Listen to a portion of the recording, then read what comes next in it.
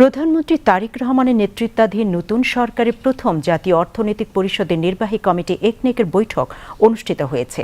আজ সচিবালয়ে মন্ত্রিপরিষদ বিভাগের সভাকক্ষে 2025-26 অর্থ বছরের একনেক সভা অনুষ্ঠিত হয়। একনেক চেয়ারম্যান প্রধানমন্ত্রী তারেক রহমান সভায় সভাপতিত্ব করেন। বৈঠকে মন্ত্রিপরিষদের সদস্য সহ সংশ্লিষ্ট কর্মকর্তাগণ উপস্থিত ছিলেন।